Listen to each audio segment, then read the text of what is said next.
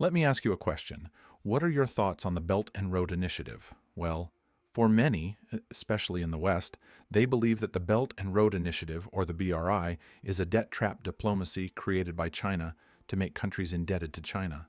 Well, just listen to what Professor Kishore Mahbubani has to say about this. Why is there so much negative portrayals of the Belt and Road Initiative?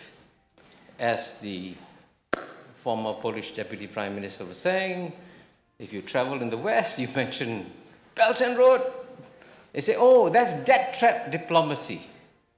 You know, that's China trying to trap the rest of the world, suck them into traps, and make them indebted. We know that's rubbish, but that rubbish is believed by the most sophisticated and the most powerful and the most influential journals in the world. And when they pour poison on the Belton Road Initiative, they are at the same time insulting the intelligence of the billions who have signed up for the Belton Road Initiative. And they're not even aware when they drop the tsunami of condescension on the third world, they're insulting a massive amount of humanity. But what is even more amazing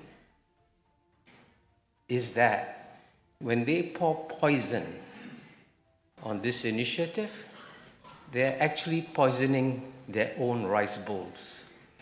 Because in the long run, and this brings me back to my first point, if we are in one small interdependent world, if something goes wrong with the 88% who live outside the West will be affected too.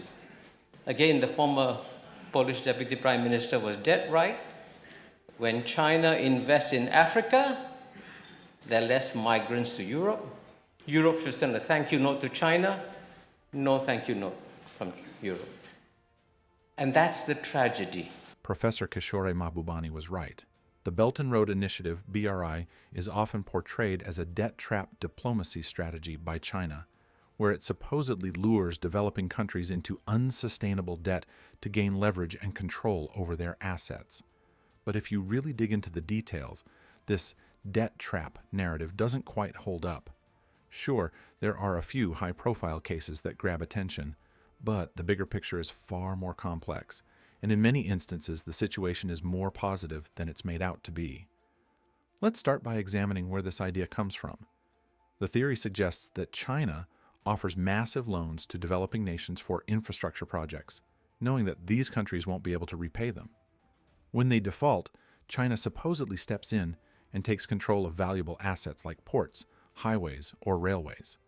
The most frequently cited example is Sri Lanka's Hambantota port, where it's claimed that China seized the port when Sri Lanka couldn't pay back its loans.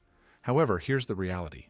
Sri Lanka voluntarily leased the port to a Chinese company for 99 years in exchange for $1.12 billion. The port wasn't financially successful, and the Sri Lankan government saw the deal as a way to secure much-needed funds. Also, only about 10% of Sri Lanka's total debt is actually owed to China. The majority of Sri Lanka's debt actually came from international markets, where they had taken out high-interest loans, which were the real source of their financial troubles. So, calling this situation a debt trap doesn't quite fit. In fact, when you look at other countries like Kenya or Djibouti, which are often mentioned in these debt trap discussions, the numbers tell a different story. In Kenya, for example, the Mombasa-Nairobi Railway, largely funded by Chinese loans, has been a game changer for transportation. Yet, only about 21% of Kenya's total external debt is owed to China. They actually owe more to other lenders, such as Japan and international organizations like the World Bank. Similarly, in Djibouti, while Chinese loans account for about 43% of its debt, the country also borrows heavily from multilateral organizations like the IMF. So it's not as though these nations are solely dependent on China for financing. Another point that often gets overlooked is China's willingness to work with countries facing financial difficulties. Take Ethiopia, for instance. China helped finance the Ethiopia-Djibouti Railway, which has been a major boost for moving goods between the two countries. When Ethiopia struggled to repay its loans, China stepped in and restructured the debt, making the terms more manageable. This kind of flexibility shows that China isn't trying to trap these countries, but is instead working with them to ensure long-term success. Pakistan's Gwadar port, part of the China-Pakistan Economic Corridor, is another example. The port is strategically important for Pakistan, and Chinese investment has significantly boosted trade and infrastructure in the region. While there are loans involved, Pakistan's debt to China is actually quite manageable compared to what they owe other creditors. And let's not forget that China has frequently forgiven or restructured many of the loans it has given to developing countries, particularly in Africa. According to one study, China restructured or canceled over $15 billion in African debt between 2000 and 2019. In countries like Zambia and Angola, China extended repayment schedules and renegotiated terms when these nations faced financial issues, helping them avoid default. This shows that rather than pushing countries into financial hardship, China is more focused on building sustainable, long-term relationships. So, is China's Belton Road initiative really a debt trap? Not exactly. There are challenges with taking on large loans for big infrastructure projects, but that's true for any major development financing. Most of the countries involved in the BRI are seeing tangible benefits, and in many cases, China has been flexible when repayment becomes difficult.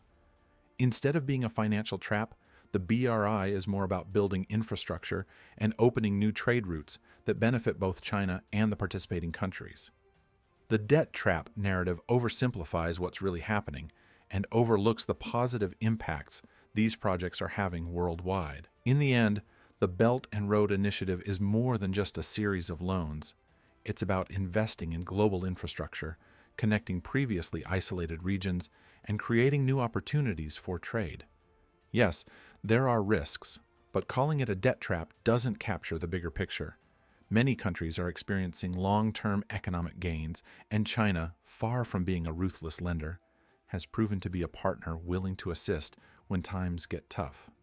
So, do you still think the Belt and Road Initiative is a debt trap? Share your thoughts and leave your comments below. If you like this video, hit the like button, and don't forget to subscribe to our channel for more content. Thank you for watching.